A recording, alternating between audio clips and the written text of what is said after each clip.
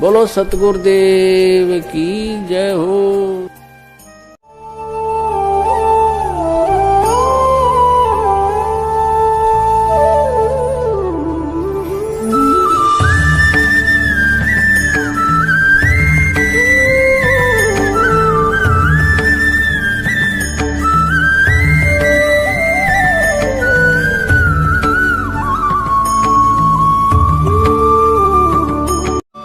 कह कबीर सुनो भी साधो मैं तो हूं विश्वास में।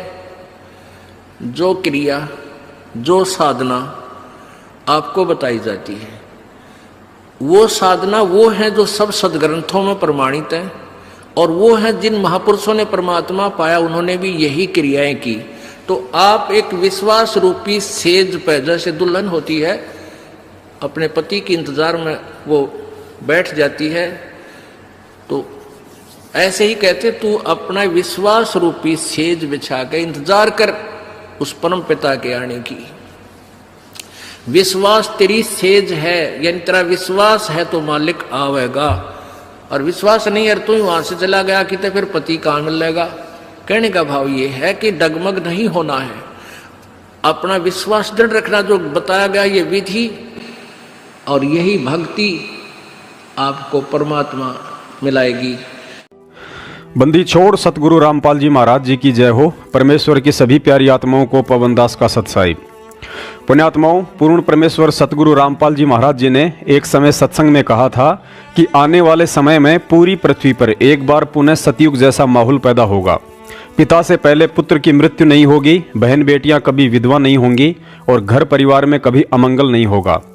ऐसे ही एक सत्संग में गुरु जी ने एक और बात कही थी कि बच्चों, गीता, वेद, कुरान, पुराण की बात तो छोड़ो, जो तत्व ज्ञान कबीर सागर में भी देखने और पढ़ने को नहीं मिलेगा वो ज्ञान केवल इस रामपाल दास के पास है। अतः हम सभी नादान भक्तों को यह निश्चय हो जाना चाहिए कि सच्चे सतगुरु के मुख कमल से निकले हुए शब्द कभी भी अनायास और निष्फल नहीं हो सकते हैं, क्योंकि सच्चे सतगुरु की भूमिका में स्वयं वह कबीर परमात्मा ही पृथ्वी पर विद्यमान होते हैं। पुण्यात्मा देखो परमात्मा की रजा आपके ऊपर कैसी है। थोड़ी सी गर्मी होती है, परमात्मा बच्चा अपनी प्यारी आत्माओं के अमृत बरसा देते हैं, ठंड सी कर देते हैं कि ताकि ये बच्चे परमात्मा की मेरी महिमा को सुन लें। यदि अच्छी ठंड कर दी तो तुम सारे लटके लेने लग जाओगे, न पड़े बैठे बैठे सोओगे।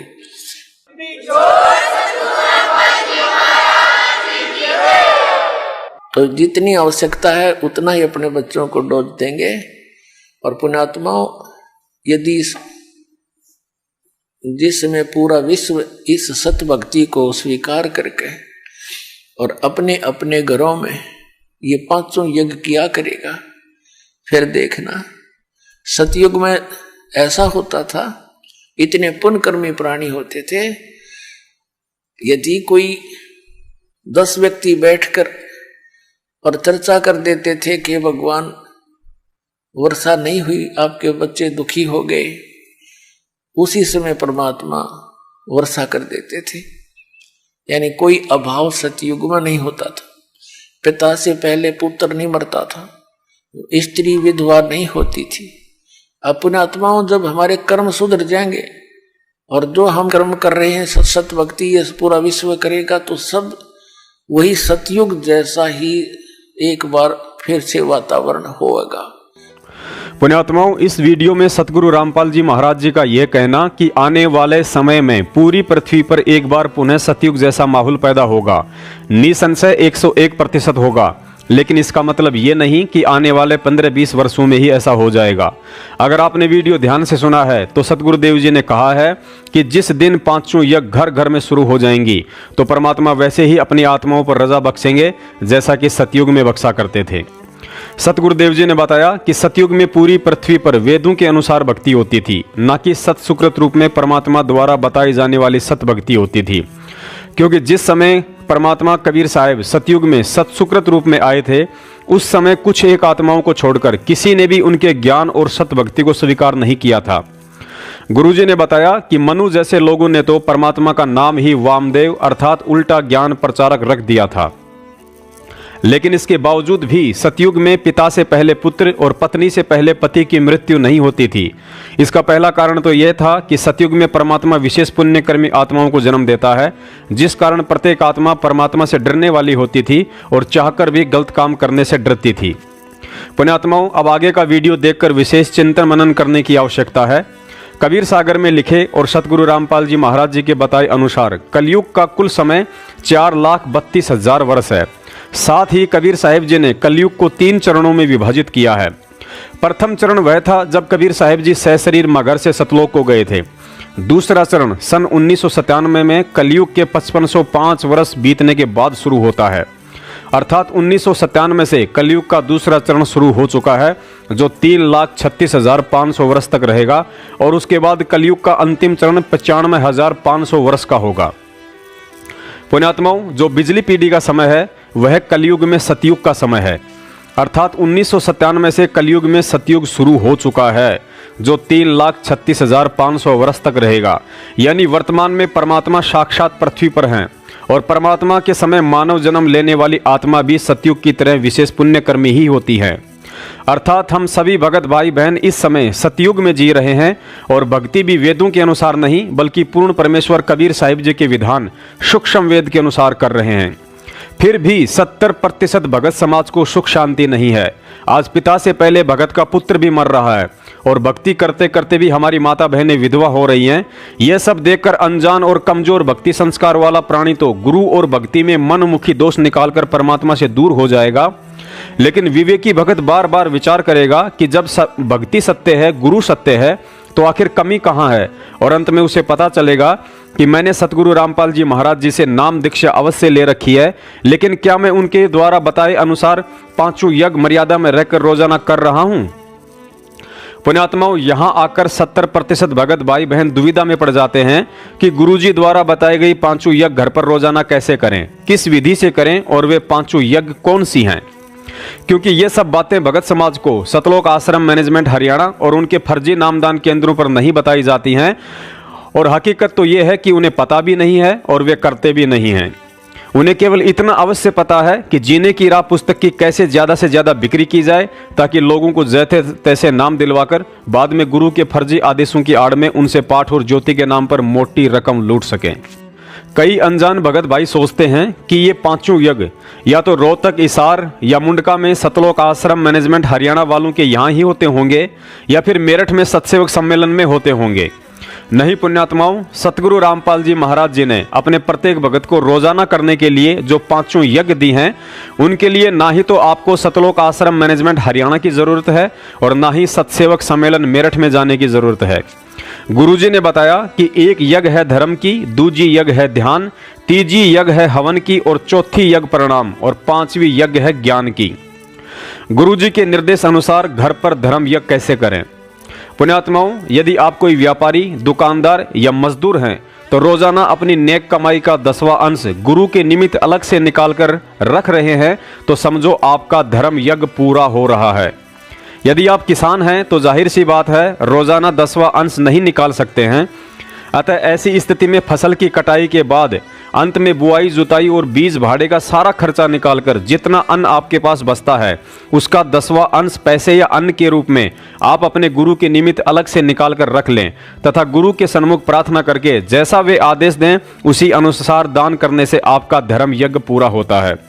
इसके अलावा बीच बीच में जब भी आपका दाव लग जाए तो भी आप गुरु के हाथों में दान या उन्हीं के आदेश अनुसार भंडारे आदि में सहयोग कर सकते हैं। पुण्यात्माओं, आज हमारे सतगुरुदेव जी हिसार जेल में हैं, अतः उनके नाम से निकाला हुआ 10वां अंश आप जी अपने पास ही जमा करते रहिए। यदि विशेष परिस्थिति में कभी जरूरत पड़े तो आप उस पैसे का उपयोग भी कर सकते हैं, लेकिन उसका पूरा हिसाब रखें और जैसे ही सतगुरु रामपाल जी महाराज जी आश्रम में आ जाएं तो वह पूरा का पूरा पैसा दर्शनों के समय उनके कर कमलों में या आदेश अनुसार दान कर दें। आपके मन में कभी भी ये भाव नहीं आना चाहिए कि 10वें अंश या ज्योति पाठ का पैसा तो मेरे पास जमा हो रहा है, कहीं मेरा धर्म यज्ञ ना बन रहा हो। परमात्मा कहते हैं साधु भूखा भाव का धन का भूखा नहीं, जो कोई धन का भूखा वो साधु भी नहीं। जिस समर्थ सतगुरु ने 7 संख ब्रह्मांड अक्षर पुरुष को और 21 ब्रह्मांड काल निरंजन को दान में दिए हों, ऐसा समर्थ परमात्मा हम भिखारियों के 10वें अंश का भूखा नहीं है। असल में उनके चरणों में हमारा 10वां अंश उसी समय भेंट हो जाता है जिस समय हम 10वां अंश निकालने का मन में विचार भी कर लेते हैं, क्योंकि दुनिया में मन से भी तेज गति प्रार्थना की होती है, जिसको हृदय से निकलकर जुबान तक आने से पहले ही सतगुरु सुन लेता है, और यदि भगत की नीयत साफ हो तो उसे स्वीकार भी कर लेता है। गुरुजी के निर्देश अनुसार ज्ञान यज्ञ घर पर कैसे करें? प्रतिदिन 1 घंटा 2 घंटा या इससे अधिक समय तक सत्संग सुनना, तीनों समय की आरती या शब्द आदि सुनना ज्ञान यज्ञ में आता है। सत्संग आप अकेले में, बाल बच्चों के साथ, माता पिता के साथ या आड़ोसी पड़ोसी को साथ बैठाकर भी सुन सकते हैं। प्रतिदिन ऐसा करने से हमारा ज्ञान यज्ञ संपूर्ण होता है। गुरुजी के निर्देश अनुसार ध्यान यज्ञ कैसे करें? सतगुरु के सत्संगों को और तीनों समय की आरती को एकाग्रचित होकर सुनना और कहे गए वचनों पर गौर करना ध्यान यज्ञ में आता है। अतः प्रतिदिन ध्यान पूर्वक सत्संग सुनने, मंत्र व आरती करने से हमारा ध्यान यज्ञ संपूर्ण होता है। गुरुजी के निर्देश अनुसार हवन यज्ञ कैसे करें? सभी उपदेशी भगत प्रतिदिन अपने घर पर देसी घी की खड़ी ज्योति अवश्य जलाते हैं, उसी को हवन यज्ञ कहा जाता है। यदि परिवार में 1 से अधिक उपदेशी हैं तो प्रत्येक के हाथ से रोजाना ज्योति में चम्मच आदि से थोड़ा थोड़ा घी डलवाने से सभी का हवन यज्ञ संपूर्ण हो जाता है। कई भगत भाई बहनों को शंका रहती है, क्या सुबह और शाम की तरह दोपहर की आरती के समय भी ज्योति लगाना जरूरी है? पुण्यात्माओं, सतगुरुदेव जी के निर्देश अनुसार दोपहर की असुर निकंदन रमेणी के समय यदि सुबह की लगाई हुई ज्योति चल रही है तो अच्छी बात है, अन्यथा दोपहर के समय ज्योति लगाना विशेष जरूरी नहीं है, क्योंकि दोपहर के समय 90% भगत भाई अपनी रोजी रोटी के लिए घर से बाहर रहते हैं, अतः ज्योति लगाना संभव नहीं होता है। और यदि किसी भगत भाई बहन को अपने कार्य क्षेत्र में दोपहर के समय भी ज्योति लगाने में दिक्कत नहीं है तो उनके लिए कोई मनाही भी नहीं है। गुरुजी के निर्देश अनुसार घर पर प्रणाम यज्ञ कैसे करें? परमात्मा कहते हैं, अष्ट अंग से दंडोत प्रणामा, संध्या प्रातः करें निष्कामा। अर्थात अपने घर, दुकान, ऑफिस या खेत खलिहान कहीं भी सतगुरुदेव जी को मन में बिना किसी सांसारिक इच्छा के शरीर के 8 अंगों सहित जमीन पर लेटकर दंडोत प्रणाम करने से भगत का प्रणाम यज्ञ संपूर्ण होता है। जमीन पर लेटकर दंडोत प्रणाम करने का मतलब मिट्टी में लेटने से नहीं है, बल्कि जमीन पर कपड़ा या चटाई आदि बिछाकर कर सकते हैं। देश काल और परिस्थिति के अनुसार ट्रेन में, बेड पर, छत पर कहीं भी सतगुरु को दंडोत प्रणाम किया जा सकता है। गुरुजी के निर्देश अनुसार पाठ और ज्योति का संकल्प घर पर कैसे करें? पुण्यात्माओं, सतगुरुदेव जी के आदेश अनुसार उपदेशी को साल में 1 बार पाठ का संकल्प अवश्य करना चाहिए और यथासंभव करवाना भी चाहिए। चूंकि आज सतगुरुदेव जी शारीरिक रूप से हम भक्तों से दूर हिसार में हैं, अतः हम अपने घर पर दरबार साहिब के आगे सतगुरुदेव जी को दंडवत प्रणाम करें और हृदय से प्रार्थना करें कि हे परमपिता परमेश्वर, आपका दास आपके चरणों में पाठ प्रकाश या ज्योति हवन का संकल्प करता है। हे गुरुदेव, इसे स्वीकार करने की दया करें। हे परवरदिगार, जैसे ही आप आश्रम में आने की दया करोगे, उसी समय यह दास आपके कर कमलों में पाठ या ज्योति की जो भी राशि आप जी ने निर्धारित कर रखी है उतना सुपुर्द कर देगा। पुण्यात्माओं, यहाँ कुछ भगत भाई बहनों को यह शंका हो सकती है कि हमारे पास तो साल भर में भी पाठ का पैसा जमा नहीं हो पाता है, तो ऐसी स्थिति में हम क्या करें? पुण्यात्माओं, गुरुजी ने एक सत्संग में बताया था कि जरूरी नहीं है आपके हाथ में पैसा हो तभी आप पाठ या ज्योति का संकल्प करें।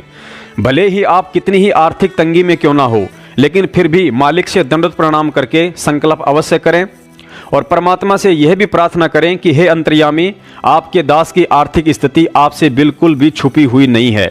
हे दाता, आज पाठ का संकल्प भी आपने ही प्रेरणा करके करवाया है और इस संकल्प को पूरा भी आप ही करवाओगे। साथ ही यदि आप इस सत्संग को थोड़ा ध्यान से सुनेंगे तो गुरुजी ने बताया कि नग नारायण भूल रहा है क्या परखे मोती मूंगे नो, गरीब दास ये साखा सुख है बीज न बोया ढूंगे नो।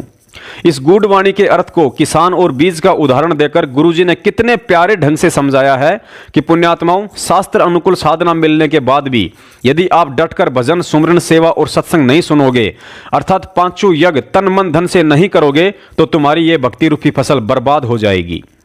कहते हैं नग नारायण भूल रहा है क्या परखे मोती मूंगे नो। ओए है, ये जो जौहरी बने फिरे हैं, जौहरी बन रहे हैं, कोई ये बढ़िया मूंगा कोई ना या मोती सच्चे मोती नहीं है, इनकी तो तूने परख करनी सीख ली। इस रूंगे और मूंगे को खोटा खरा बताने से तेरा जीवन व्यर्थ हो जाएगा। जोहरी बन परमात्मा के विषय में सत्य और असत्य का निर्णय कर। और गरीबदास ये शाखा सुख है बीज न बोया ढूंगे नु। कितनी साधारण सी भाषा में और अनमोल ज्ञान दे रखा भगवान ने। क्या बताते हैं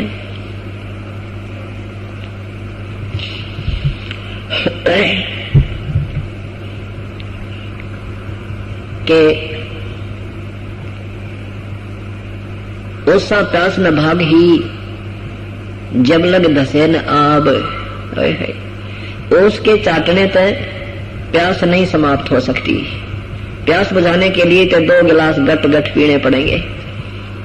ऐसे ही जो साधना तुम करते हो, पहले हम क्या साधना करते थे, काली सूखी सी ऐसे गिल्ली सूखी घी में जोत बनाया करते और वो कट्ठी बनाकर धर देते 10-15-20 महीने के लिए। और वो ऐसी होती थी, वो जलाते ही 10 मिनट में ना पकड़ा, 2 मिनट में बुझ बाज ले। आधी देर तक लाते हुआ मंत्र भी पूरा ना हुआ करता, वो जो जाने थे वो करते थे, वो तभी बंद हो जाती थी। और फिर 100 रुपए का मंगलवार न प्रसाद बूंदी बांट देते थे। कहते हैं ये तो ओस चाट रहे थे, इससे कोई लाभ आपको भक्ति का नहीं होना था। प्रथम तो ये शास्त्र विरुद्ध होने से वैसे हानिकारक, और जो शास्त्र अनुसार भी तुमने साधना मिल जाए फिर भी सच्चे ढंग से नहीं लगते हो, समय पर दान नहीं कर पाते हो, सेवा नहीं करते हो, सत्संग नहीं सुनते, तो भी ओस चाट रही हो। ओस चाटने तो बात नहीं बना, ये तो गिलास गट गट पीने पड़ेंगे। सेवा भी करनी होगी, दान में भी आपने बढ़ चढ़ कर हिस्सा लेना पड़ेगा। आप समझ लो कि जैसे पीछे किसान बीज बीजता है, चाहे कितना गरीब किसान है और उसके बच्चों के लिए खाना भी आहार अन्न नहीं है, वो उधारे लेकर के बच्चों को खिला रहा है या मोल लेकर खिला रहा है, उसी में से बीज अवश्य बीजता है। और बीज नहीं बीजेगा तो वो और महाकंगाल हो जाएगा। ऐसे ही हम चाहे कितने ही गरीब नजर आते हैं, अपना परमात्मा के नाम पर दान धर्म पाठ अवश्य करते रहना होगा, और यही आपको आबाद करेगा। अब अनजान लोग कहते हैं, जो सत्संग को नहीं समझ पा रहे, वो एक आध कह देता है कहां से लाऊं इतने पैसे, मेरा तो खाने का गुजारा नहीं होता। वो बातें भी आपकी ठीक है, क्योंकि हम कंगाल हो गए। साहूकार होने का तरीका तो यही है कि बीज तो बीजे पार पड़ेगी, और आप सच्चे हृदय से पुकार करोगे, परमात्मा आपकी व्यवस्था भी बनाएगा, आपके आने वाले आपत्तियों को टाल देगा। आप कति गरीब हो और आपका छोरा बीमार हो गया, लड़का बीमार हो गया, और आपको डॉक्टर ले जाना पड़ेगा। किसी भी रिश्तेदार से अड़ोसी पड़ोसी से 2-4 हजार रुपए जेब में डालकर जाए पार पड़ेगी। और मनमाने 2 दिन में वो 2000 रुपए आपके 4000 लग जाए 1 मिनट में, वो तो लगाने ही पड़ेंगे, क्योंकि अपना बेटा बेटी जो बीमार है उसके लिए तो खर्च करना ही पड़ता है। तो परमात्मा आप पर ऐसी आपदाओं को, ऐसी आपत्तियों को, आने वाली आपदाओं को टालेगा। ये सोचकर आप दान कीजिए कि अगर कोई बालक बीमार हो गया, आपका मन 50 रुपए में छूट गया, पीछा ठीक हो गया, और वो 2000 में बिना पीछा छूटा है, वो पैसा बर्बाद हो जाना था। इस दृष्टिकोण से दान धर्म पर पूरी रुचि कीजिए। तो क्या बताते हैं परमात्मा कि आपकी भक्ति, जैसे आप नाम भी ले रखा है, इस परमात्मा के चरणों में आती आपको 1-2 काम तो ये मालिक आपकी सच्ची लगन देकर वैसे ही ठीक कर देगा, अपने कोटे में तो दे देगा आपको सुख। इसलिए कि ये बड़ी आत्मा मुझे पहचान ले, मैं भगवान हूँ, केवल इसलिए देता है। फिर कहता है कि अब तू स्वयं अपने पैरों चल। बच्चे को उंगलियां पकड़कर चलाते हैं ना, अगर वो पैर रखना शुरू कर दिया तो उसने 50-100 फुट घुमा देते हैं, और वो पैर 1-2 बार उठाकर फिर कति लटक जा, हथा छनोड़े पटक देते हैं, बैठा रहे तो नहीं चल रहा है। तो परमात्मा पहले तो हमें उंगली पकड़कर चलाते हैं, और फिर जो चलता दिखा फिर उसने और घुमा देते हैं दूर तक, तो फिर हमने खुद ही चले पार पड़ेगी। तो परमात्मा को अब जब आप यहाँ आते हो, प्रभु कबीर परमेश्वर अपने कोटे में आपको पाए चलने योग्य था आकर्षण देता है कि मैं पूर्ण परमात्मा हूँ, और आते ही 1-2 काम तो ऐसा सार देगा आपका, आप सोच भी नहीं सकते। पर हमारे ऊपर आपत्तियों के ढेर होते हैं, हम कंगाल हो गए, हमारी शाखा सूखी, हमारी वह भक्ति रूपी फसल सूखी पड़ी है जो हमने शास्त्र विरुद्ध बीज रखी थी, या शास्त्र अनुकूल कर रहे हैं तो ढंग से नहीं कर रहे हैं, दान धर्म पूरा नहीं कर पा रहे, सेवन भी नहीं कर पा रहे हैं, तो उसके लिए कहते हैं गरीब दासियों शाखा सुख बीज न बोया ढूंगे नु। अब जैसे आपको मार्ग भी ठीक मिल गया, संत भी मिल गए, और आपने नाम भी ले लिया, तो आपने ढंग तो विधि नहीं, पूर्ण रूप से इसकी ढंग से साधना नहीं की, दान धर्म सेवा में सिमरन में गहराई तक नहीं गए, अच्छी तरह डट कर नहीं भक्ति की, तो कहते हैं फिर यह भी फसल तेरी सूखेगी। गरीब दासियों शाखा सूख है, बीज न बोया ढूंगे नु गहरे। कहते कई बार कहते थे किसान भाई मैंने एक करने न सोची थी, सिंचाई अच्छी हो रही है और ऊपर घना गहरा बीज ना बोया, फसल उगी को ना, सूख गया। तो गहरा बीज हमेशा गहरा ही बीजा जाता है। तो कहते हैं गरीब दासियों शाखा सूख है, बीज ना बोया ढूंगे नु गहरे। ढूंगा माने गहरा, यानी अच्छी तरह जिस अतिथि में वो उगना होता है उस प्रक्रिया से नहीं बीजा तो भी आपकी खेती सूख जाएगी। तो क्या बताना चाहे परमात्मा ने कि पूर्ण परमात्मा की भक्ति करने मात्र से आपका कल्याण होगा और इसका कोई विकल्प नहीं है और इसका कोई तरीका नहीं है। इसके अलावा जिस आत्मा को सतगुरु देव जी से जो भी मंत्र की दीक्षा मिली हुई है उसका जाप और तीनों समय की आरती सतगुरु देव जी के आदेश अनुसार वैसे ही करते रहना है जैसा उन्होंने कहा है। तो पुण्यात्माओं, सतगुरु रामपाल जी महाराज जी के हिसार जेल से आश्रम में आने तक इन पांचों यज्ञ, पाठ, ज्योति तथा आरती मंत्र के लिए आप जी को ना हिसार, रोहतक, जिंद या मुंडका आश्रम जाकर धक्के खाने की जरूरत है और ना ही अनजाने में नानक साहिब जी की फर्जी आत्मा का स्वांग रचकर पहले रुड़की में और अब हिमाचल की ठंडी वादियों में जाकर काल एजेंट सतलोक आश्रम मैनेजमेंट वालों की तरह कुछ भोले भक्तों के दान पर हराम के टूक तोड़ रहे संजय दिल्ली वाले के पास जाने की जरूरत है और ना ही इन पांचों यज्ञ के लिए मेरठ में आने की जरूरत है, क्योंकि परमात्मा की भक्ति में परमात्मा के अलावा दूसरों के अधीन रहने वाला व्यक्ति भगत नहीं बल्कि भक्ति का भिखारी कहलाता है। रही बात साध संगति की, तो परमात्मा ने बताया कि सच्चे और ज्ञान आधारी भक्तों से मेल मिलाप ही सच्ची साध संगति कहलाती है। उसके लिए आप जी चाहें तो कभी कभार महीने 6 महीने में एक बार समय निकालकर मेरठ या फर्रुखाबाद में जा सकते हैं या किसी भी सत्सेवक सम्मेलन में कहीं भी शामिल हो सकते हैं। तो पुण्यात्माओं, अनजाने में या जानकारी के अभाव में यदि आज से पहले आप इन पांचों यज्ञ को घर पर पूरी तरह से नहीं कर पा रहे थे तो उसके लिए सबसे पहले हम सतगुरु देव जी से दंडवत क्षमा याचना करें और आज के बाद रोजाना पल पल हमें इस बात का ध्यान रहना चाहिए कि आज मेरे स्वयं के या बच्चों के पांचों यज्ञ में से कोई यज्ञ अधूरा तो नहीं रह गया है, और यदि अधूरा रह गया है तो सारा काम छोड़कर यथासंभव सबसे पहले उसे ही पूरा करने की कोशिश करें। पुण्यात्माओं, भक्ति मार्ग में भगत के ऊपर हर संकट उसके प्रारब्ध कर्मों का ही नहीं होता है, बल्कि कुछ कठिनाइयां सतगुरु जानबूझकर अपने भक्तों के सामने पैदा भी करता है, क्योंकि नाम उपदेश लेने के बाद भगत के आत्मबल, दृढ़ता और सतगुरु पर उसका कितना विश्वास है, इस बात की परख सांसारिक परेशानियों में ही होती है। गुरुजी ने बताया कि राजा मोरध्वज और उसकी पत्नी द्वारा अपने पुत्र ताम्रध्वज का आरे से शीश काटना कोई उनके प्रारब्ध का कर्म नहीं था, बल्कि यह खेल श्री कृष्ण जी द्वारा अर्जुन का भ्रम तोड़ने के लिए खेला गया था, क्योंकि अर्जुन को अभिमान हो गया था कि श्री कृष्ण जी का मेरे से बड़ा कोई भगत नहीं है। ठीक इसी प्रकार कबीर भगत संबंध द्वारा अपने पुत्र सेऊ का तलवार से शीश काटना भी कोई उनके प्रारब्ध का कर्म नहीं था, बल्कि यह खेल भी पूर्ण परमेश्वर कबीर साहिब जी द्वारा कमाल का भ्रम तोड़ने के लिए खेला गया था, क्योंकि अर्जुन की तरह कमाल को भी झूठा अभिमान पैदा हो गया था कि गुरुजी का मेरे से बड़ा सेवक और कोई नहीं है। और साथ ही आने वाली पीढ़ियों के लिए परमात्मा ने भक्ति मार्ग में एक उदाहरण भी पेश करना था कि नाम उपदेश लेने के बाद यदि कोई छोटी मोटी परेशानी आ भी जाए तो उसके लिए बात बात पर परमात्मा या भक्ति में दोष नहीं देखना चाहिए, बल्कि सतगुरु से यही प्रार्थना करनी चाहिए कि हे परवरदिगार, हो सकता है आज मेरे ऊपर मेरे ही किसी प्रारब्ध कर्म के चलते भयंकर आपत्ति आनी थी। यदि आज दास आपकी शरण में ना होता तो पता नहीं आगे जीवन भी शेष था या नहीं। पुण्यात्माओं, सतगुरु देव जी के अमृत वचनों को इस कान से सुनकर दूसरे कान से बाहर निकाल देना हम भक्तों की आदत सी बन गई है। सतगुरु का कोई भी सत्संग नया अथवा पुराना नहीं होता है। उनके मुखारविंद से निकले एक एक शब्द हीरे मोती लाल के समान होते हैं। अब ये सुनने वाले पर निर्भर करता है कि उसे ये सब बातें कब समझ में आती हैं। सुनिए, सेव, सम्मान और नेकी के ऊपर यह छोटा सा सत्संग यदि गौर करोगे तो इस सत्संग के प्रत्येक पॉइंट पर भगत समाज के लिए गहरा संदेश है कि विपरीत परिस्थितियों में भी एक भगत की कैसी रहनी करनी हो, और संकट चाहे कितना ही गहरा क्यों ना हो, भगत के मन में अपने सतगुरु देव जी के प्रति सौपन में भी गलत विचार उत्पन्न नहीं होने चाहिए। तो वो जो लड़का जीवित किया था परमात्मा ने, कबीर भगवान ने, कबीर परमेश्वर जी ने, सभी ने कहा कि परमात्मा आपने कमाल कर दिया, कमाल कर दिया कबीर जी। परमात्मा ने उस लड़के का नाम कमाल रख दिया अपने साथ अपने बच्चे के साथ की तरह रखा।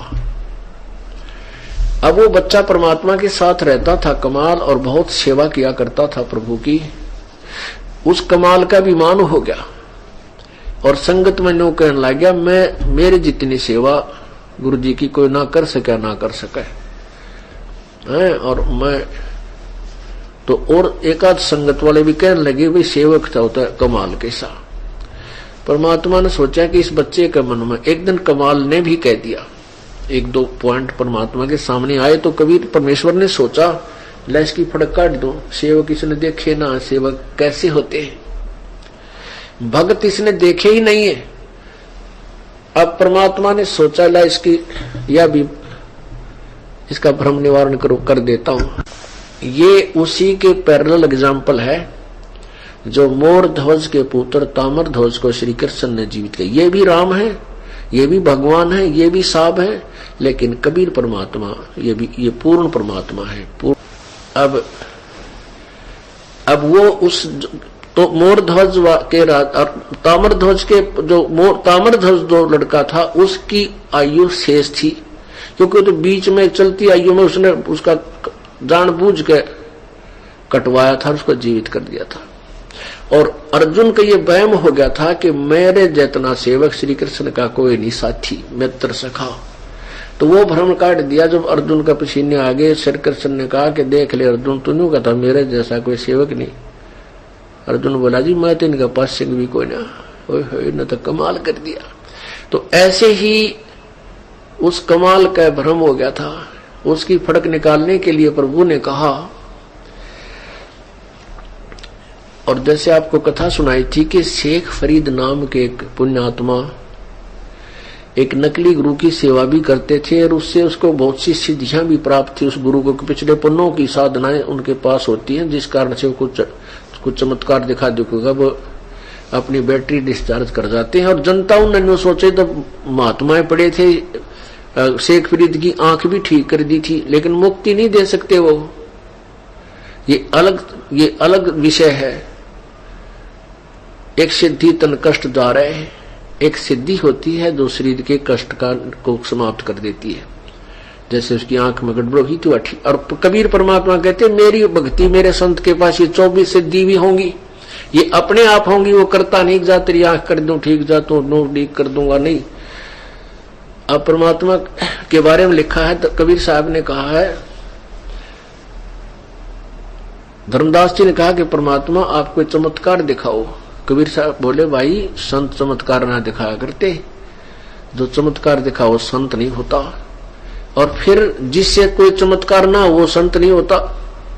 अब दोनों बात, संत से अगर चमत्कार यानी ऐसी अनहोनी नहीं हो रही है उसके द्वारा दी गई विधि से, तो वो संत नहीं। और संत चमत्कार नहीं दिखाते। चमत्कार दिखाना न्यू है, जातरा न्यू हो जाएगा, जातरा नाश हो जाएगा, तो ये इस तरह के कहना और जाते तो वो अपनी बैटरी को समाप्त करने वाली बात है, और वो भक्त संत नहीं होते दास। और परमात्मा की सच्ची भक्ति में ये इस तरह के चमत्कार हंग हुआ करें, अपने आप होंगे। ऐसे सुख तो जैसे यहाँ आपको पीछे सुनाया था, बधौड़ गांव का एक छोटा सा बालक 8-7 वर्ष का, उसका चाचा जो है, उसका चाचा जो लकड़ी काटते था, उस एक छोटी सी डांट लड़के की आंख में जा लगी, कत्ती कंडम हो गई, आंख मांस पाट गया। इसार के डॉक्टर ने मना कर दिया कि इस आंख में दिख कती नहीं का ऑपरेशन जरूर कर देंगे। यहाँ अग्रवाल डॉक्टर को दिखाया हॉस्पिटल में, सरकारी हॉस्पिटल में, कहा कि ये आंख ऐसी होगी है जैसे कमजोर कपड़ा हो जाया करे, अब इसका ऑपरेशन करना भी डिफिकल्ट है। तो फिर यहाँ किसी भक्त ने बता दिया कि ऑल इंडिया में हमारा मित्र जान पहचान वहां ले चलते हैं, वहां ले गए। उन्होंने टेस्ट वेस्ट किया, उन्होंने भी यही कहा ये आंख में कुछ दिखेगा कुछ नहीं, क्योंकि ये गल चुकी है, इसमें मवाद बन गया है। और काफी टेस्ट लिख दिए, काफी पैसा बताया। वो गरीब आदमी थे, वापस आ गए, पिता पुत्र उसका दादा 3 जा रहे थे। तो फिर आके उन्होंने उपदेश लिए ना, 1.5 महीना ही हुआ था, हार के थक के आके यहीं बैठ के भगवान बंदी छोड़ कबीर परमेश्वर जी क्यों कुछ भी करियो ना, तुम्हारे इतने पैसे देने का मैं तो यहाँ कहते मऊ को ना तीसरा चौथा दिन वह आंख कति स्वस्थ होगी। बोलो सतगुरुदेव।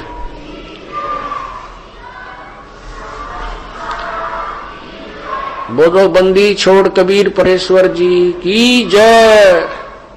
तो उसके निशान भी नहीं, कोई बता नहीं सकता इस आंख में कभी चोट भी लगी होगी। तो पुण्यात्माओं, एक शेख फरीद को ऐसा चमत्कार भी दिख लिया था, और फिर तो कहना है कि एक भी मेरी आंख ठीक कर दी, फिर तो गुरु के भगवान था उसके लिए, लेकिन मोक्ष नहीं था उससे। और यहां कहते हैं ये तो आपको रूंगे में ध्यान गया, रूंगे में। आगे क्या होता है कि उधर से सम्मन मनियार और उसकी पत्नी नेकी, वो परमात्मा के कबीर परमेश्वर के विचारों से बहुत अच्छा प्रभावित थे। घर में चर्चा चलती थी, जैसे आप यहाँ सत्संग सुनते हो, घर के एक सदस्य भी यहाँ आ गया तो घर में 4 और बार देखते पाओगे और पूछेंगे आज गुरुदेव ने क्या क्या कथा सुनाई, हमने बता दो, हम नहीं जा सके। तो आप जाकर चर्चा करते हो, छोटे छोटे बच्चे भी सुनते हैं, तो वो बच्चे भी रंग में रंगे जा रहे हैं परमात्मा की महिमा से। हर एक घर में जाकर सारा दिन कोई ताश खेल रहा है, कोई हुक्का भर रहा है, कोई किसी की चुगली कर रहा है, कोई रागनी गा रहे हैं, कि तो टीवी चल रहे हैं, कि तो बकवाद गाने चल रहे हैं। एक तो बाल को वो गंदा असर पड़े, एक ये ऐसा विचार परमात्मा के और वो महिमा वहां गाई जाए, उन बच्चों को कितना आनंद और कितना उनका जीवन सुचारू बनता है। ऐसे ही वो परिवार के सदस्य अपना दिन में काम करते, दोनों जने चूड़ी बेच कर आ करते, मनियार व उसकी पत्नी नेकी भी और सम्मन भी। और जहां भी वो जाते चूड़ी पराते और भगवान का, कबीर परमात्मा के हमारे गुरुजी ऐसे हैं, तुम की तक नाम ले रहे हो, यानी चर्चा छेड़नी पड़े हमारे भक्त ने, बस की बात को ना, तुमने कहीं से उपदेश ले रखा है।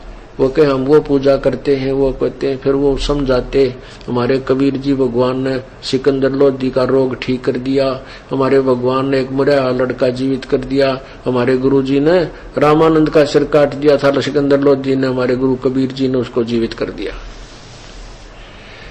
इब हम तक कहाँ साची, और ये वो तो कहे सत्य, और वह लोग उड़ाओ मजाक, वो लड़कियां उड़ाओ मजाक, क्योंकि वो लड़की औरतों को पहनाते थे चूड़ियां, तो वह सीकर बाद में अकीद मूर्ख पागल है एवं बांटे सारे दिन, ये काम हुआ करे करते। फिर वो चर्चा चलती है एक दूसरी बहन बेटियां में, स्त्रियों में, फिर आदमियों में पहुंच गई, वो नौको है ऐसे, उनका गुरुजी ऐसा है, कबीर नाम है उसका, काशी में रहता है, ऐसे उद्योग कर देता है, कोडी के रोग ठीक कर दिए, एक निर्धन था उसका तो उसको धनवान बना दिया। तो वो ऊपर तो ठीक बोलते पर अंदर से नो कहते तो बुद्धू है कति, ये क्या करे कभी। एक आदि तो वैसे भी कह देते क्यों झूठ बोलो हो, अपनी चूड़ी बेच लो। अब उधर से क्या होता है कि वो बच्चा छोटा सा था, 10-12 वर्ष की उम्र का, सम्मन और सेऊ, तो वो भी रंग में रंगा हुआ था। तो वो भी बच्चों में अपनी ये चर्चा करता था अपने साथ हड़ा में। तो बच्चे नो क्या करते, तुम्हारे गुरुजी कभी तुम्हारे घर आए हैं, उस सेऊ तो कहने लगे। और ये नकली संत कहीं कहीं चले जाते थे, तो वो ने कहा हमारे गुरुजी तो हमारे घर आते हैं, तुम्हारे गुरुजी आए कभी घर, तुम्हारे गुरुजी तो राजे लोग आगे जाते हैं, जहां उनको धन मिलता है, पैसा मिलता है, वो तो लोभी लालची है तुम्हारा गुरु। सम्मन उस सेव को कहा करते अन्य साथी दूसरे बच्चे। तो एक दिन सेव ने सम्मन और उसकी पत्नी और वो दोनों अपना वक्त से चूड़ी चाड़ी बेच के वक्त से आगे शाम के समय, तो उधर से वो बच्चों में खेल कर लड़का आया, तो उसको ऐसे ताने लगा रखे थे। तो सेव ने कहा अपने माँ बाप से कि पिताजी माताजी, क्या कभी अपने गुरुजी अपने घर नहीं आ जाए, अपने गुरुजी अपने घर आ जाए तो आनंद हो जा। अब सम्मन कह रहा था बेटा, नेकी कह रही थी बेटा गुरुजी आ तो जावे, लेकिन उनको कितने शिष्य और किस किस के घर जाओगे वे, अपना पता है लाखों शिष्य है अपने गुरुजी के। और बेटा वो तो हाजिर है यहाँ पर, आप वो परम शक्ति है बेटा, यहाँ कौन से हम के उनसी नजरों से दूर है। तो वो लड़का ने कहा नहीं माँ एक बार आ जाना, इन बड़का का मुंह बंद कर दूं मैं। गुरुजी यहाँ जा, बस फेरी नमक का बता दूं। हमारे मैंने कहे तुम्हारे गुरुजी तो राज्य महाराजा का जाते, जाओ उनको अच्छे अच्छे पैसे मिलते हैं। अब नेकी ने कहा बेटा दुनिया की बात ना सुना करते भगत, ये तो प्राण के कहेंगे, कल कुछ और कह देंगे, फिर कुछ और कहेंगे हैं, और गुरुजी अपने साथ ही हैं। कहने का माँ वह बात तो ठीक है, पर मेरा जी सा करे एक बात जा तुम्हें आनंद हो जा। नो वो बातें कर ही रहे थे, इतने में वो तीन प्राणी, वो शेख फरीद जो कबीर जी के का शिष्य हुआ था, जो कुएं में निकाला था, उल्टा लटका भक्ति करता था, परमात्मा ने बाहर निकाला था, फिर उसको सतमार्ग बताया था, वो भी फिर प्रभु के साथ, परमेश्वर के साथ वो आत्मा अपने कल्याणार्थ रहा करती थी। तो उस दिन शेख फरीद और कमाल और परमात्मा कबीर जी, ये तीनों चल पड़े। कबीर जी कहने लगे मैं ऐसे जा रहा हूं भक्तों से मिलने के लिए, तुम चलोगे? कमाल बोला जी मैं नहीं चलूंगा, आपकी सेवा कैसे होगी, मेरे जैसा सेवक कोई आपको मिलेगा? अब ये बकवाद करने लग जाते हैं ना, जब परमात्मा समझ जाता है कि इनकी गाड़ी पटरी से नीचे जा चुकी है, इसको सेट करते हैं। शेख फरीद बोला जी आपकी आज्ञा हो तो आपका दास भी चल पड़े। अकाजा बेटा। अब तीनों चल पड़े। जो ही वो चर्चा कर ही रहे थे, इतने में बाहर गेट का बाहर खड़े एक टूटा हुआ दरवाजा, उसको वहां खड़ा होकर आवाज लगाई रहे, सम्मन है क्या घर पे? अब वो अंदर बैठे थे आंगन में,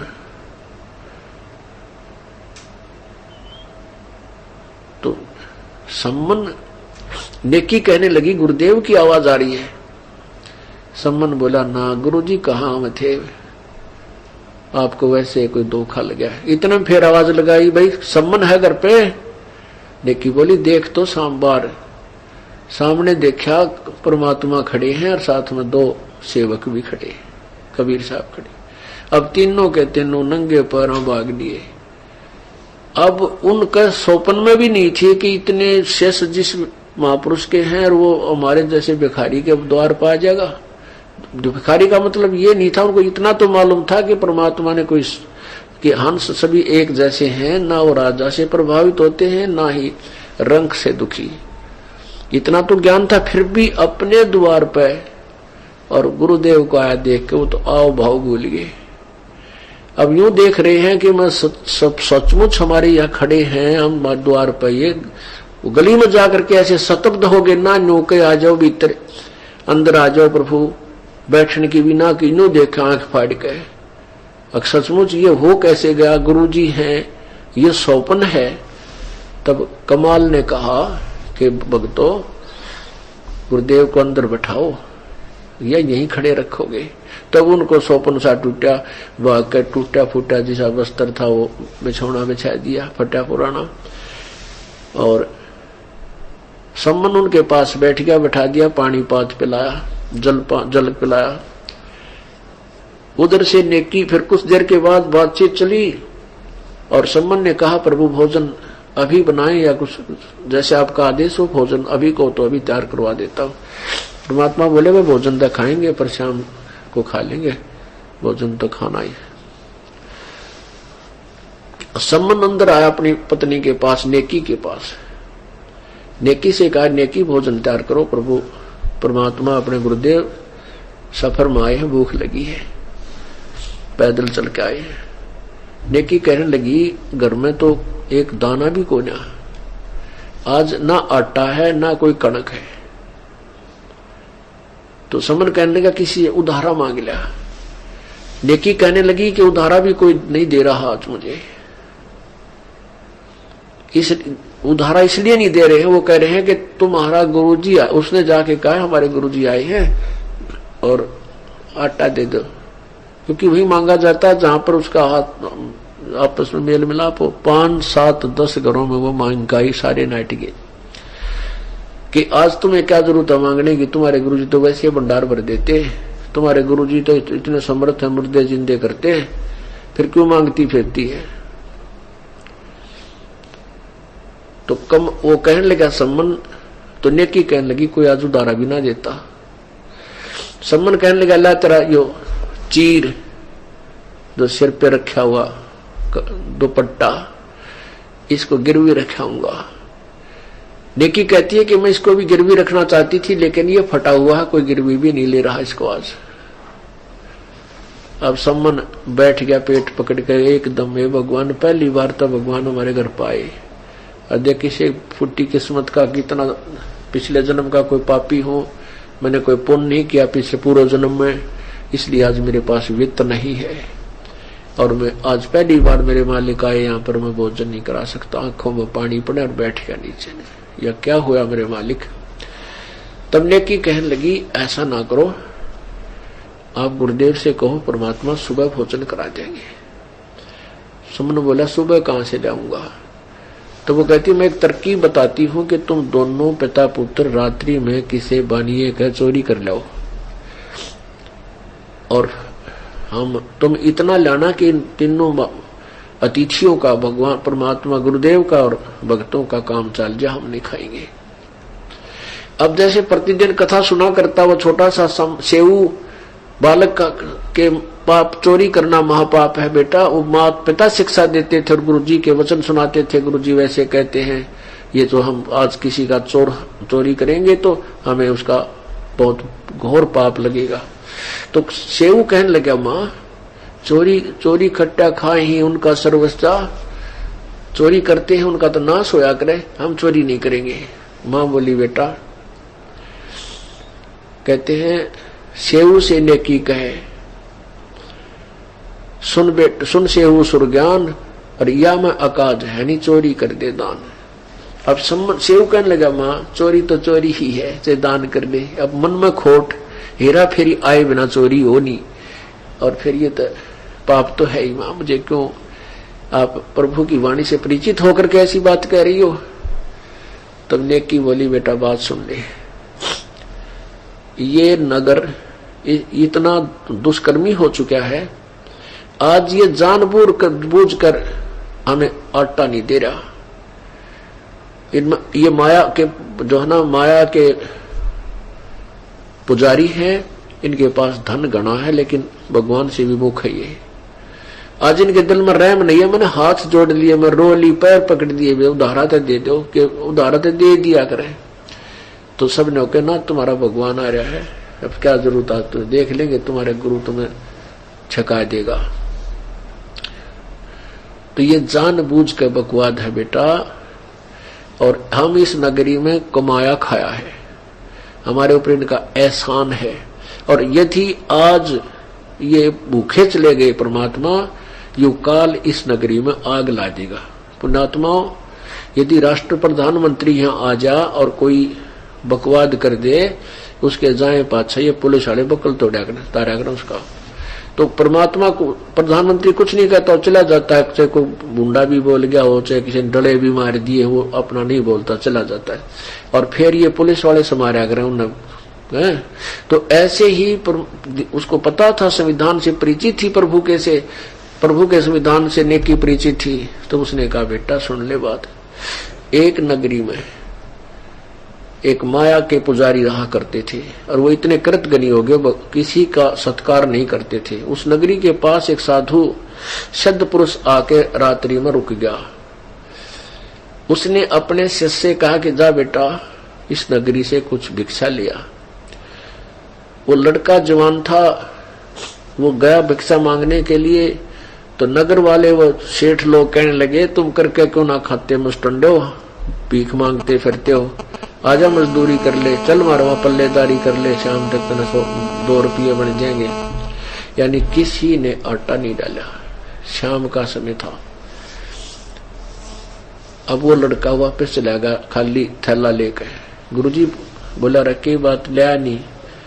शेष बोला गुरुजी ईसा तक नगर ना देखा मैंने आज तक, कोई तो 16 माथा नहीं बोलता, और सब जो है ऐसी ऐसी बातें कहते हैं। संत बोला लो कोई ना बेटा, सुबह तू फिर जा। अब सुबह फिर भेज दिया। सुबह फिर गया तो उन्होंने वही डायलॉग फिर सुनाए, वो खाली हाथ वापस आ गया। कहने लगे जी वह तय यही श्लोक सुनाओ है, कति नहीं मानते। हाँ तो मैं फिर बोला बेटा तू जा, अब फिर जा। श्याम ने फिर भेज दिया। श्याम ने भी वो खाली चला रहा था। उस बाहर नगर से बाहर की तरफ एक कुम्हार का घर था। कुम्हारी विधवा थी, उसके 3-4 बच्चे थे। तो वह कुम्हारी ने देख लिया था कि बाबा जी रोज जाता है और खाली आवा है, पता था कि ये दाना दे को नहीं। तो उस कुम्हारी ने कहा महाराज जी, बालक था 9, 12, 13, 14, 15, 16 साल का, माँ थी और स्त्री थी। उसने मन में विचार आया कि मेरा बेटा जब भूखा होता कल का, मेरा बेटा होता और जैसे 2 दिन भूखा रह जा, मर नहीं जा बालक। तो उसने बहुत दया आई, कहने लगी बाबा महाराज जी आप कहाँ गए थे? गया था माई की बेटी की तरह। बताओ तो क्या काम था? कि भिक्षा लेने गया था, इस नगर में कोई भिक्षा नहीं देता। अब पहले इस ऋषि संत जन जो है ना छुआछात बहुत मान्या करते हैं, छोटी जाति वाले का नहीं लिया करते थे, कुछ टाइप के ऐसे थे। तो वो कुम्हारी कहने लगी महाराज जी मैं जाति से कुमार हैं हम, और आप मेरा आटा ले जाओ, कहो तो रोटी बना दो। तो वो कहने लगा माई मेरा पिता मेरा गुरुदेव जो है ना बाणिये और ब्राह्मणों का ही आहार करते हैं। वो कहने लगी देख लो महाराज जी हमें तो कुमार। उस लड़के ने भूख लाग रही थी, उन्हें सोची ले चलता हूँ, गुरुजी कहेंगे तो खा लूंगा। अब उस लड़की ने डाल दिया, माई ने वो ले आया। उसने कहा बता बेटा क्या रहा? संत ने पूछा, उस सिद्ध पुरुष ने पूछा क्या कैसे मिला भिक्षा? उसने कहा प्रभु उस नगरी वालों ने तक कति सब ने मना कर दिया। एक बाहर कुम्हारी माई ने, कुम्हार के घर तो माई ने मुझे ये कह कर दिया है कि तुम्हारे गुरुजी आदेश देते बेटा खा लिए ले जाटा।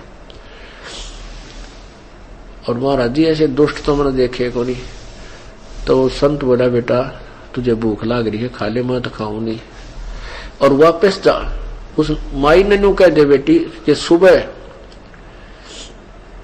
रात्रि ने अपने सारे सामान ने लाद के अपने गधा पर चल पड़े, जहां भी कल अपना चल पड़े, यानी कुछ समय था, और जहां भी सूर्यास्त हो जाए वहीं रुक जावे और वहीं बस जाएगी। यानी उस समय जब वो गया तो कुछ समय रहता था शाम का सूर्यास्त से, तो उस माई को उसने जाकर बताया, यानी दोपहर सीखा होगा, जैसा भी एक उदाहरण बता रहा हूं आपको।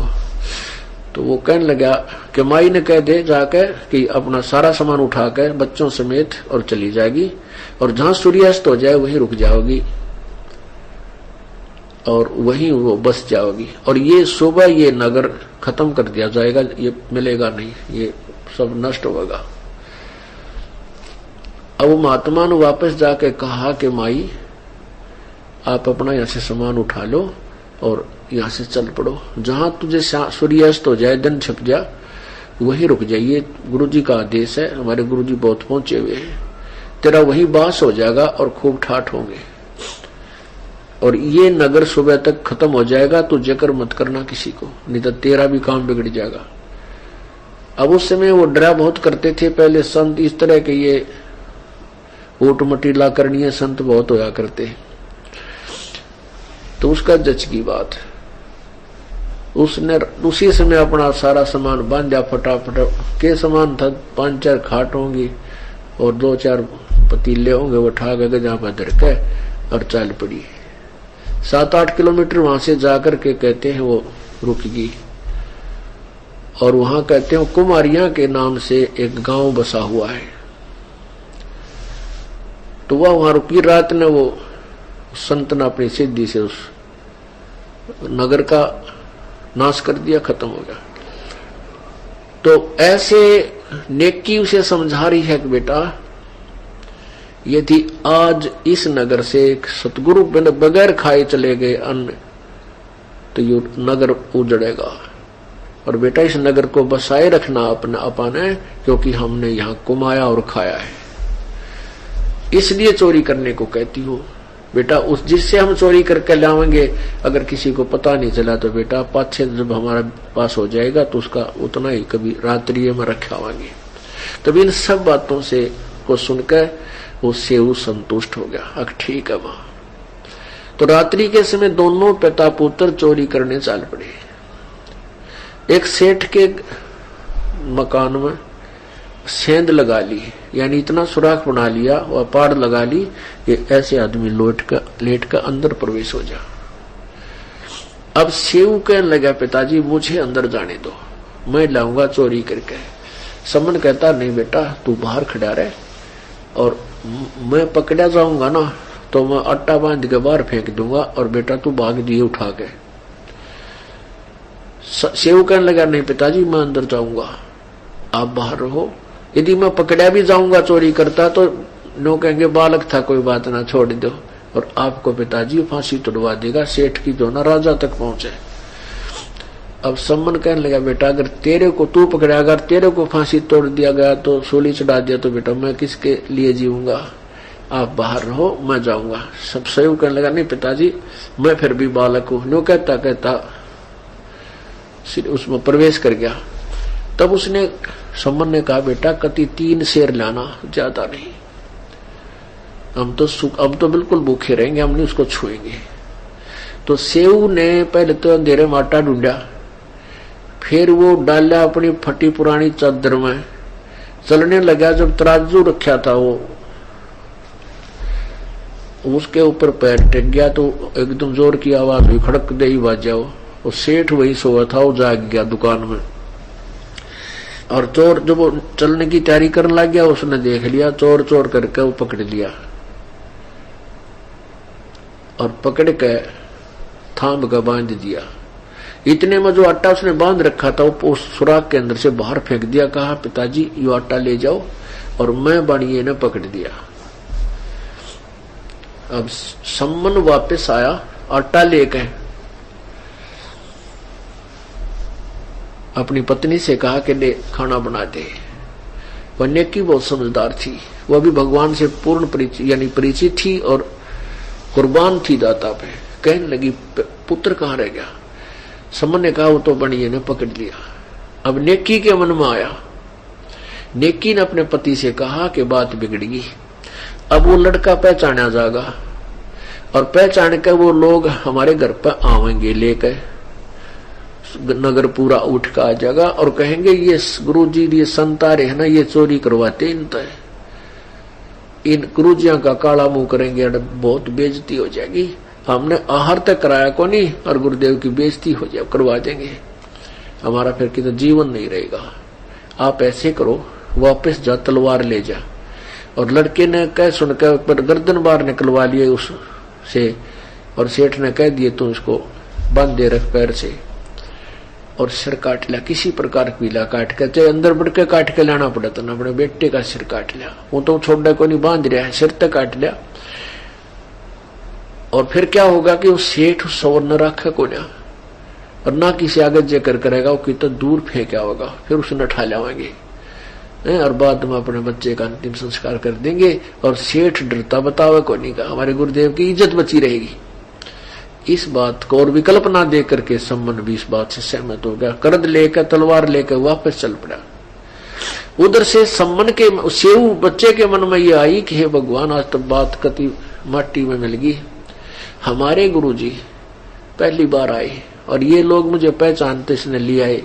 सेठ का रहता है भगत बने फिरो थे, आज पकड़ेगी थारी वो तेरे गुरुजी आ रहे होंगे आज, वो चोरी करवाना हो है। अब देखना तड़के तुम्हारे गुरुजी का तुम्हारा क्या हाल होगा। अब उस पर बेचारे को बहुत धमका रहा था सेठ। अब वो सेव कहने लगा, मन में सोचता है भगवान बात बिगड़गी। तो इतने में सम्मन ने आवाज लगाई कि बेटा सेव 2 बात करनी है, बहुत जरूरी काम है। एक तू मेरे तो 2 बात कर ले, फिर तो ना जाने हम मिलेंगे कि ना मिलेंगे, क्योंकि आपको मरवा दे या मुझे कुछ कर दे। अब उधर से सेऊ के मन में न्यू आ गया, पिताजी ने कहूंगा कि मेरी नाड़ काट ले जा, मेरी गर्दन काट ले, नहीं तो बात बिगड़ेगी। अब सेऊ लड़के ने बणिये से कहा सेठ से कि सेठ जी बाहर मेरे पिताजी खड़े हैं और 2 बात बतला रहा मैं। बोला हाँ बाजन की तैयारी है थारी, नाड़ ना दू सारी जानू। तो सेव बोला मेरे पैर बांध दे थाम के और रस्सा थोड़ा ढीला कर दे, मेरी गर्दन बाहर निकल जाए, मैं कान में बात बतला लूंगा। अब सेठ ने सोचा रहा कि कौन सा सोना चोर रखा है, 3 सेर आटा चोर रहे हैं, बात जगह तो देखी जाएगी। वो पैर बांध के रस्सा बांध दिया, थाम के ढीला छोड़ दिया और सेव ने से गर्दन बाहर निकाली। अब सम्मन भी ले गया था हाथ में तलवार, लेकिन पिता था, हाथ उठा नहीं, पीछे ने नो का नो रह गया, बेटे की गर्दन उतारने की हिम्मत पड़ी नहीं, इकलौता पुत्र। तब सेव ने कहा कि पिताजी यदि तू मेरा बाप है, यदि मैं तेरा अंश हूं तो मेरी एक प्रार्थना सुन ले, मेरी गर्दन काट ले पिताजी। ये बनिया ऐसे ऐसे कह रहा है कि कल तुम्हें वहां करेंगे, तुम्हारे गुरुजी की बेइज्जती कराएंगे, तुम ऐसे ऐसे कर रहे हो। अब जब लड़के के मुंह से यह बात सुनी तो एकदम सेव का हाथ में करंट सा आया और वो तलवार से सिर काट लिया। शीश ने उठा के घर ले आया और नेकी बोली इस अलमारी में धर दे और बंद कर दे इसको। अब सेठ ने देखा तो कत्ल हो गया, उसके पांव तले की धरती निकलेगी, तू फंसेगा। उसने पकड़ कर टांग उस बच्चे की घसीट कर ले गया, हाथ पकड़ कर घसीट कर ले गया उस कटे हुए धड़क शेष शीश को, शरीर को। और आग एक पजौवा था, पजा होता है एक लगाते हैं जैसे गांव में, वहाँ ईंट आट पकाते हैं और साथ में वो मटके वगैरह पकाते हैं कुम्हार लोग। वो बहुत बड़ा खंडर से भी होते हैं उसके साथ में, और उस अलग से उसकी दीवार सी भी बन जाती है। उस पजावे में गिर आया तो नेकी बोली तू वापस जा अब सम्मन से अपने पति से, और सेठ उस बालक ने घर पर नहीं रखेगा और उसके पैरों उसकी घसीर जहां वो घिसरा कर ले जाएगा, उसकी जो निशान जा उसके साथ साथ जाके उस लड़के के शरीर ने बिठा लेना। अब सेठ जब इतने में सेठ जी तो उसने घेर घेर कर जो वो सुराख बना रखा था उसको लीप ल्याप के माटी सूखा रेत मार के ऐसा कर दिया, चोरी हुई है को ना। अब पहले तो वहां गया, वो देखा तो वहां तो उसने कति ओके कर रखा, जैसे पाड़ भी ना ला रखा हो, कभी सुराख ना बनाया हो, चोरी ना हुई हो। फिर उसके साथ साथ गया जो निशान था, वहां लड़के का धड़ पड़ा पाया, उसको घेर कर उसके ऊपर बोरी ही और लिया कंधे पर ला के, देख भी ना ले कोई कहेगा तो कह दूंगा बेटा बीमार हो रहा है, इस तरह उठा रहा है उसको, ला कर घर न धर दिया और एक कोने में घेर कर डाल के ऊपर बोरी बारी ढक दी जैसे फटे पुराने कपड़े थे। इससे सारे रात के रिहर्सल में दिन निकलना हो गया। अब रसोई वो नेकी ने अपना वक्त सोचा रोटी बना दो, उन वक्त से खाना तैयार कर दिया। गुरुजी खाना खाकर निकल जाएंगे और सम्मन से कहते, नेकी कहती है कि आंखें पानी मत लाना, गुरुजी खाना नहीं खाओगे, जन्यों पता चल गया कि लड़का मर गया है, ये कल के भूखे। अब इकलौता पुत्र मरा पड़ा और माता पिता का आंसू भी नहीं लाना चाह रहे हैं कि बात किसके लिए, परमात्मा के लिए।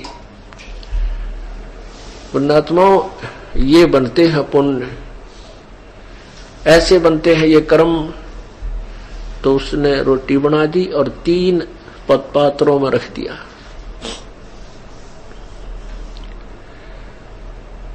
और कहते गुरुजी ने बुला ले, खाना खा लेंगे सारे। समन बोला महाराज जी भोजन पा लो, वक्त इसलिए बना दिया, आप शाम में ना खा पाए थे, भूख लग रही होगी। कहा भाई भूख तो लग रही है, चलो। तो आगे वो 3 आसन बैठा, गुरु जी का अलग से लगा रखा, भक्तों का न्यारा बैठने का जैसा भी फटा पुराना बोरी पड़ी थी, और साथ में 3 पात्रों में 3 ये दोने होया करें, जैसे कसोरे बोला करें, मिट्टी के छोटे छोटे डोंगे से खाना खाने के, उन तीनों में वो भोजन डाल रखा। परमात्मा बोले भाई, कबीर जी बोले न 6 में कर लो, आज प्रेम का प्रसाद सारे बैठ के इकट्ठे खाओगे, आप भी खाओ हम भी खाएंगे, 3 हम और 3 तुम हो।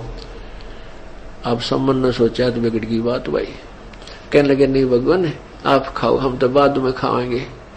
परमात्मा बोले ना भाई, जैसे मैं कहूं ऐसे करो। अब उसने 5 स्थानों में डाल दिया, बोला ना 6 में करो, 5 पात्रों में डाल दिया, बोला नहीं 6 में कर लो। उसी को सारों को 6 पात्रों में डाल लिया और कहा जो बैठो। अब वो 2 तो बैठ गए, भी नो पूछेंगे सम्मन की सेव कहाँ, कह देंगे वो तो कहीं बाहर गया है गुरुजी, वो तो कोई नहीं। यानी यहां तक कहने को तैयारी ही थी, तब परमात्मा ने कहा आओ सेऊ जी मिलो ये प्रसाद प्रेम, और सिर कटा करें चोरों के और संतों के नितकसेम। तुम्हारा बेटा आजा रोटी खा ले। कहते उसी समय ताक से सर उठा और दड़प के ऊपर लगा, ओ सेऊ नौका जीवित होकर पंगत मां का भोजन करने लगा। बोलो सतगुरुदेव, बोलो बंदी छोड़ कबीर परमेश्वर जी की जय।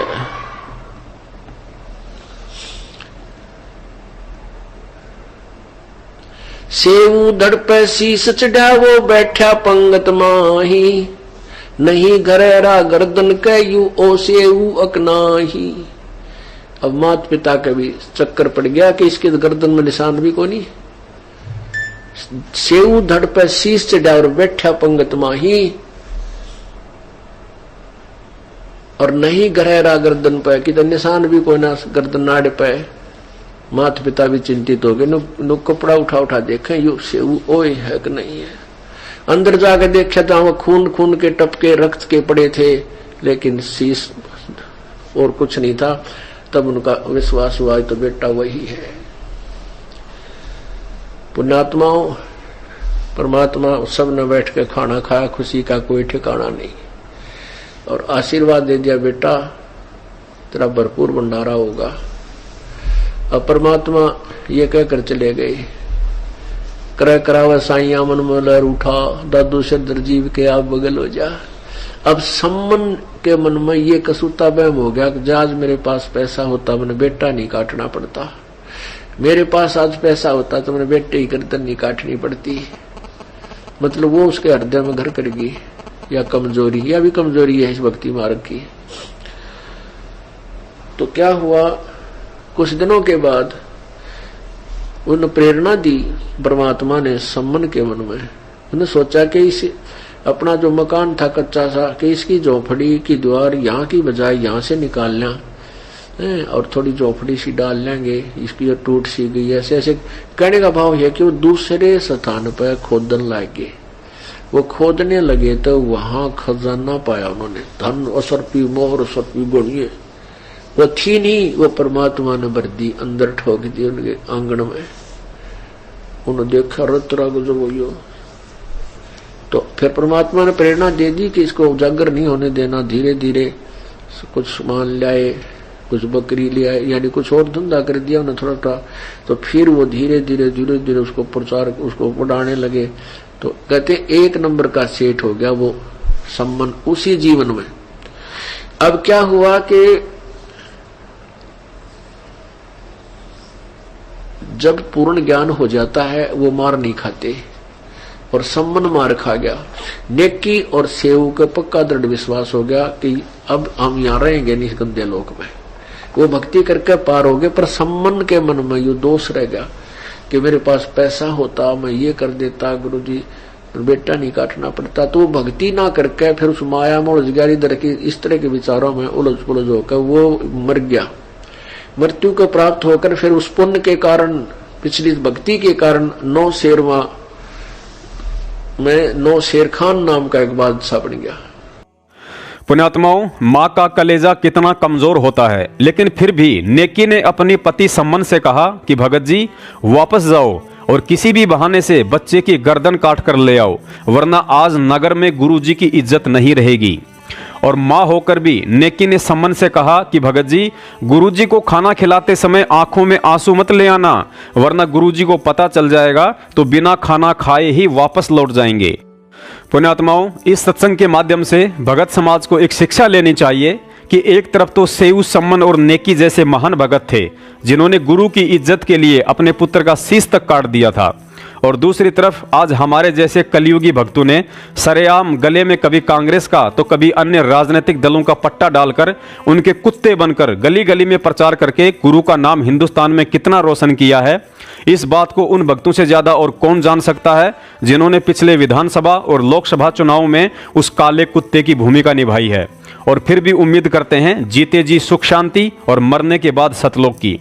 पुण्यात्माओं, परमात्मा ने यह संदेश आप सभी भगत भाई बहनों तक पहुंचाने के लिए दास को निमित्त बनाया, और दास ने भी इस वीडियो में जो कुछ बोला है परमात्मा के विधान के अंतर्गत ही बोला है। और उसके बाद भी यदि कोई सत्य को स्वीकार नहीं करता है तो चाहे वह व्यक्ति अन्य नकली संतों के पास फंसा बैठा हो या काल एजेंट सतलोक आश्रम मैनेजमेंट वालों के दलदल में धंसा बैठा हो, उनके विषय में गुरुजी यही कहते हैं कि और पुण्यात्माओं, इतने प्रमाण देखने के बाद भी जो प्राणी इन नकलियों से दूर नहीं हटेगा, उसके बारे में क्या बताते हैं परमात्मा के चातुर प्राणी चोर हैं और मूड मुग्ध हैं, ठोठ और संतों के नहीं काम के, फिर उनको दोगल जोट। यानी इतने प्रमाण देखकर भी ये चातुर प्राणी तो चोर हैं, ये तो अपनी प्रभुता जताए रखने के लिए, अपनी अज्ञान को छुपाए रखने के लिए तो खूब अटकलबाजी करेंगे, लेकिन इतने प्रमाण देखकर भी नहीं मानता। वो मूड मुग्ध है, ठोठ, वो कति ठोठ है, यानी बुद्धू है वो व्यक्ति। और फिर परमात्मा कहते फिर हमने उनकी आवश्यकता भी नहीं है, जो यहीं तक इतनी भी समझ नहीं उसके अंदर, तो कहाँ जा रहा है, काल के मुंह में दूता फंसा बैठा और एकदम छोड़कर फड़क कर नहीं भागता। कहते फिर संतों का नहीं काम का, उनको देवगढ़ जोट, वो वहीं रहे तो अच्छा है काल के मुंह में। भगत समाज से अंतिम प्रार्थना। पुण्यात्माओं, जैसे कि वर्तमान परिस्थितियों के मद्देनजर हम सभी को ज्ञात हो रहा है कि काल भगवान और परमात्मा के बीच चल रही यह लड़ाई बहुत लंबी चलने वाली है। अपने स्वार्थवश सतलोक आश्रम मैनेजमेंट हरियाणा की तरह हम सत्सेवकों ने भगत समाज को इस धोखे में नहीं रखना है कि गुरुजी अगले 2 महीने में आ रहे हैं, 6 महीने में आ रहे हैं या 2020 में आ जाएंगे। झूठ और पाखंड का भक्ति मार्ग से कोई लेना देना नहीं है, क्योंकि एक भगत को इस भक्ति मार्ग पर रुकने के लिए उसके स्वयं का आत्मबल और सतगुरु पर उसका अटल विश्वास ही रोक कर रख सकता है। और यह आत्मबल तथा अटल विश्वास मर्यादित साधना, सच्ची साध संगति और 5 यज्ञ के यथावत करते रहने से ही बनी रह सकती है। और यह भी अटल सत्य है कि वर्तमान में सच्ची साध संगति और 5 यज्ञ सिर्फ और सिर्फ हर महीने के दूसरे रविवार को मेरठ में और हर महीने के अंतिम रविवार को फर्रुखाबाद सत्सेवक सम्मेलन में ही संभव है, क्योंकि मेरठ सत्सेवक सम्मेलन में वही आत्माएं पहुंच पाती हैं जिनके शीश पर सतगुरुदेव जी का विशेष आशीर्वाद है। रविवार को सत्संग से पहले शनिवार की पूरी रात सैकड़ों भक्तों के बीच विशेष ज्ञान चर्चा होती है, जिसमें भक्तों को भक्ति और सत्संगों की गूढ़ बातों व संकेतों से सतगुरु पर विश्वास और आत्मबल पैदा होता है, जो भक्ति की जड़ों को मजबूत करता है। इसलिए हम सभी से निवेदन करते हैं कि आप जब भी किसी भी सत्सेवक सम्मेलन में जाएं तो शनिवार को ही पहुंचने की कोशिश करें, ताकि ज्ञान चर्चा का आनंद और लाभ उठा सकें। परमात्मा भी कहते हैं कि कबीरा तहाँ जाइए रह संतन की प्रीत, इष्ट मिले और मन मिले, मिले सकल रस रीत।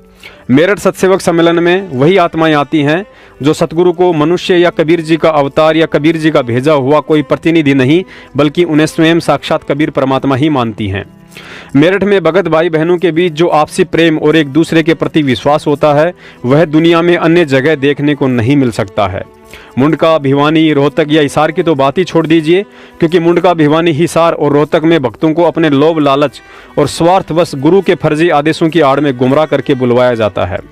तो दूसरी तरफ मेरठ में निस्वार्थ और प्रेम भाव से सभी आत्माओं का हृदय से स्वागत होता है, क्योंकि गुरुजी ने हम सत्सेवकों को यही पाठ पढ़ाया है कि आपको जो लाभ और पुण्य भगत की सेवा से मिलता है, उसके दान से कदापि नहीं मिल सकता है। मेरठ में किसी भी भगत भाई बहन से या किसी भी सत्सेवक सम्मेलन में किसी भी आत्मा से पाठ, ज्योति और दान का पैसा नहीं लिया जाता है। यदि गलती से कोई भंडारे वाली सहयोग राशि में डाल भी देता है तो उसे तुरंत वापस कर दिया जाता है, क्योंकि पाठ, दान और ज्योति के पैसों पर सतगुरु के अलावा अन्य किसी का ना ही तो अधिकार होता है और ना ही कोई लेने के लिए सुपात्र है।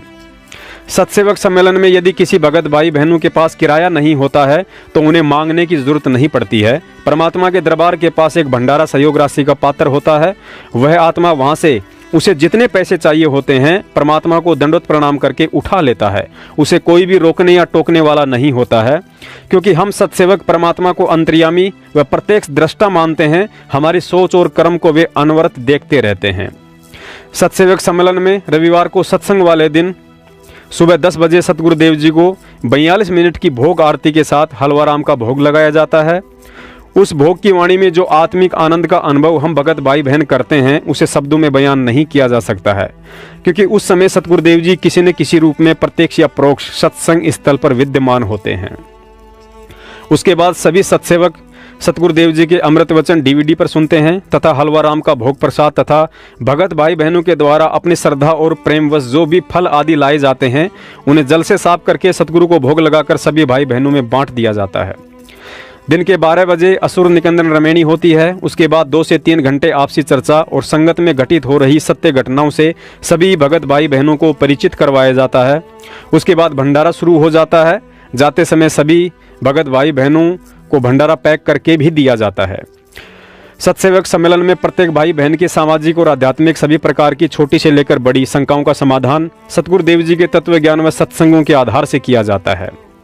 सत्सेवक सम्मेलन में हर सत्संग के बाद लगभग 15 से 20 नए भक्तों को परमात्मा के प्रत्येक भक्ति नियम के साथ संकल्प नाम दीक्षा दिलवाई जाती है। संकल्प नाम दीक्षा में मंत्र छोड़कर बाकी सभी क्रियाएं जैसे 3 समय की आरती, घर में देसी घी का दीपक तथा सत्संग और मर्यादाएं निभानी होती हैं। उसे भक्ति की सारी सामग्री जैसे कि भक्तिबोध, चरणामृत, रक्षा सूत्र, प्रसाद आदि उपलब्ध करवाया जाता है। सतगुरुदेव जी के हिसार जेल से आने तक उसे इसी तरह विश्वास के साथ भक्ति करते रहना होता है।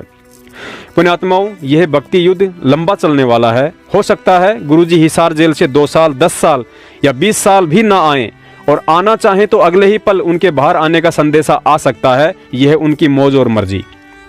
लेकिन आज उनकी अनुपस्थिति में उनका सतज्ञान और सत मार्गदर्शन ही भगत का सबसे बड़ा सहारा बनता है, जो भगत के अंदर आत्मबल पैदा करता है। और आत्मबल बिना मर्यादित भक्ति, सच्ची साध संगति और 5 यज्ञ के कतई संभव नहीं है। और यह भी परम सत्य है कि सतगुरु रामपाल जी महाराज जी की गैर हाजिरी में यदि विश्व के किसी कोने में मर्यादित साधना, सच्ची साध संगति और 5 यज्ञ हो रहे हैं तो वह केवल सत्सेवक सम्मेलन मेरठ, फर्रुखाबाद या अन्य जगह हैं।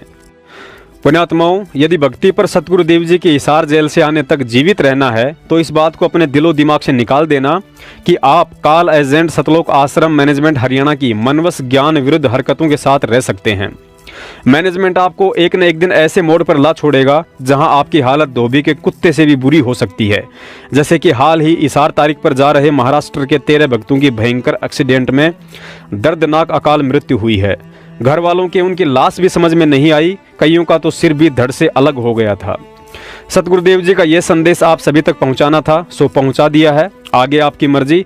आपने विदुर की राह पर चलना है या भीष्म, कर्ण और द्रोणाचार्य की राह पर चलना है, और महाभारत के परिणाम को ध्यान में रखते हुए फैसला आपने स्वयं ही करना है। देख रहे थे तत्व ज्ञान पर आधारित साध संगति के वीडियो। इसी तरह की प्रमाण सहित और भी वीडियो देखने के लिए वीडियो को लाइक करें, फॉलो करें हमारे चैनल को, जिससे कि और भी ज्ञान आधारित वीडियो आपको मिलती रहे। अधिक जानकारी के लिए फेसबुक या यूट्यूब पर सर्च करें पवन दास इस लाइव और साध संगति से जुड़े रहे और मर्यादित ज्ञान आधारित सतभक्ति करें, क्योंकि साध संगति ही यथार्थी 13वां कबीर पंथ है। पूर्ण ब्रह्म परमेश्वर सतगुरु रामपाल जी भगवान जी का